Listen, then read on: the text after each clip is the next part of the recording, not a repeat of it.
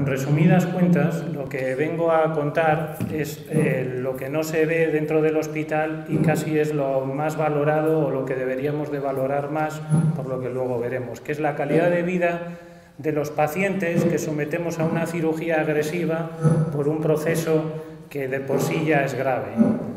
Hace no tantos años, este tipo de enfermedades, la carcinomatosis peritoneal, era considerada una enfermedad terminal de una esfera puramente paliativa. Esto hoy en día, con las nuevas técnicas quirúrgicas, ha cambiado sustancialmente, hasta el punto de poder conseguir una limpieza de la cavidad abdominal completa. Esto viene propiciado por algo que partió de los años 80, que viene de un tal Paul Sugar-Baker y que lo que hace es abordar la enfermedad desde un punto de vista íntegro, no solamente desde el punto de vista del cirujano, sino apoyado en un equipo multidisciplinar. Este tipo de abordaje ha facilitado que de alguna manera la enfermedad pase de ser considerada sistémica a ser considerada una enfermedad locorregional.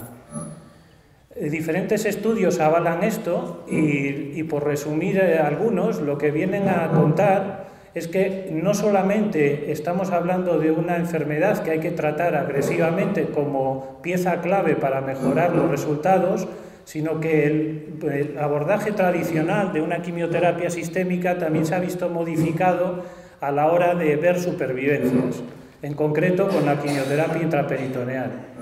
Si esto lo traducimos a estudios que valoran individualmente algunos tipos de cáncer, las mejoras en la supervivencia son claramente notorias. Esto nos hace pensar que si ya técnicamente vemos que la enfermedad es abordable desde un punto de vista muy sustancial, que la supervivencia vamos a conseguir aumentarla, los estudios que básicamente se han hecho hasta ahora, todos van a versar en torno a estos dos vértices. ¿Qué pasa con la biología tumoral y qué resultados estamos obteniendo en el tratamiento de estos enfermos? Pero queda un pie que no está muy estudiado y que yo creo que es importante abordar, que es la calidad de vida. La calidad de vida, ya en el 48, en la OMS, no solo la definió como la ausencia de enfermedad, sino que implicó otros factores, factores personales, factores que implicaban las vivencias del enfermo con la comunidad, y esto generaba unas expectativas de vida al paciente a corto y a largo plazo.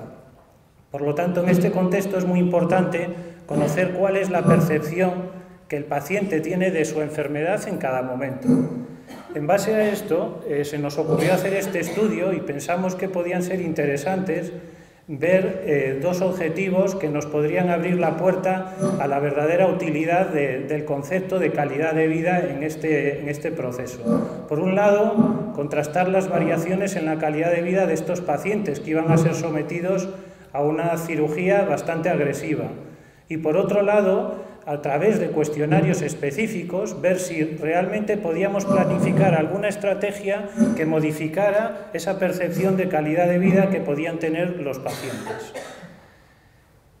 Como cuestionario escogimos el QLQ-C30 porque es un cuestionario que se usa en Europa con una cierta asiduidad para la valoración de ensayos clínicos en cáncer, que tiene grandes ventajas porque está validado en más de 80 idiomas y nos permite no solamente contrastar lo que nosotros estamos viendo, sino lo que nosotros estamos viendo en relación a lo que otros han visto ya en él, o sea, es comparativo.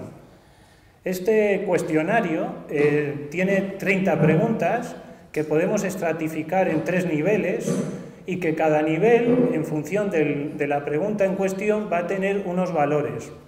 Unos valores que para las 2 primeras escalas el ascenso va a indicar de alguna manera empeoramiento, o sea, peor percepción de la calidad de vida, y en el último es justo lo contrario. A través de una fórmula matemática lo que persigue es conocer una puntuación final, que no es más que una puntuación cruda de la media de los valores positivos o favorables de las preguntas hechas en el cuestionario. A esto se le puede añadir una valoración también estadística de cada escala por separado, de tal suerte que cuando los valores se sitúan altos en la escala funcional o en la escala general de salud, estamos hablando de mejor calidad de vida, y lo contrario cuando estamos en la escala de síntomas. Nuestra población parte de 10 años de evolución de tratamiento de la enfermedad en este área, con una edad media de 65 años, un predominio femenino, y esto sobre todo porque son enfermas fundamentalmente con patología ginecológica, sobre todo cáncer de ovario. Se les aplicó unos criterios de exclusión y a través de esos criterios nos quedamos con 72 pacientes. A esos 72 pacientes se les analizó una serie de variables, tanto clínicas, epidemiológicas o quirúrgicas, y de forma voluntaria se les hizo el test tanto antes de operar como a los 6 meses de la intervención. Posteriormente, en esos 6 meses, al cómputo de ellos, se les pasó una pregunta tan sencilla como cuál era su valoración subjetiva. ¿Habían mejorado la calidad de vida? ¿Su calidad de vida era como la previa antes de contraer la enfermedad o no?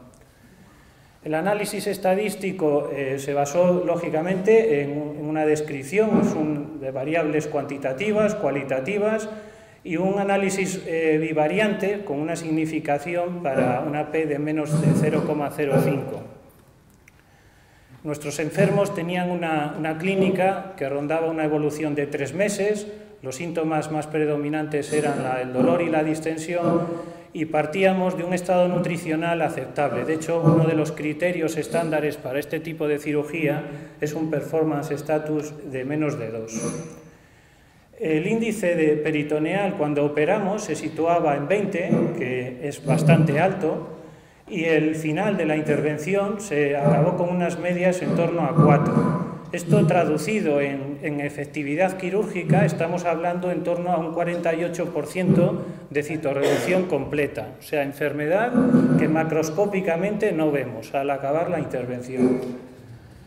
Las complicaciones posquirúrgicas estuvieron en torno al 20% y esto nos sitúa bastante por debajo de lo que suele decir la literatura, que habla en torno a 33-34%.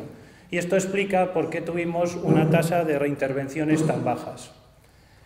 Si ahora echamos mano al cuestionario que pasamos a los enfermos para 72 casos, vemos que a nivel preoperatorio las cifras se sitúan en torno a 47, a nivel posoperatorio casi en 65.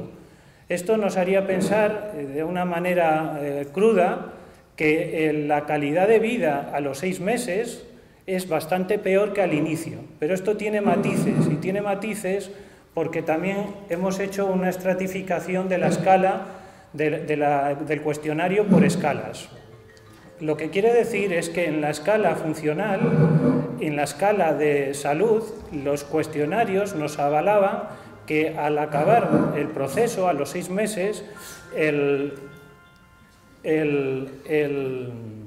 la puntuación era alta y esto nos hablaba a favor de calidad de vida.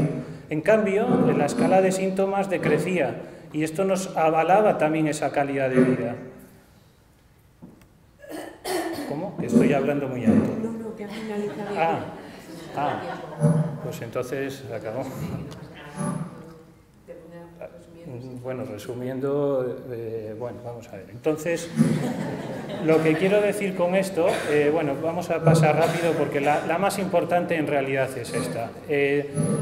Para valorar si realmente podemos hacer un plan de cuidados o no y en qué se basa ese plan de cuidados o ese plan de actuación para mejorar la calidad de vida, estratificamos las variables que habíamos planteado por el estándar o por el score medio al posoperatorio. Aquí veis que tanto el sexo como la edad y como el grado de citorreducción marcan un poco la línea a seguir. Las complicaciones sí que es verdad que marcan la calidad de vida en el posoperatorio inmediato y la estancia, y el tumor primario, independientemente del origen, o bien el grado de extensión de la enfermedad al inicio, no tienen mucho que ver.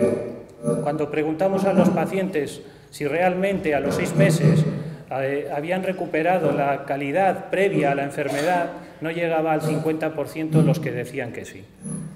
Esto nos hace pensar que sí, este cuestionario nos va a dar información, que nos va a permitir saber cómo el enfermo vive su enfermedad, que esta información se va a poder utilizar como referencia para elaborar estrategias de actuación y que este análisis de las variables y la propia enfermedad y su reevaluación en el tiempo, porque esto lo deberíamos hacer como algo dinámico, sí que nos puede facilitar la elaboración de estos protocolos y la mejora de la calidad de vida con respecto al inicio de la enfermedad.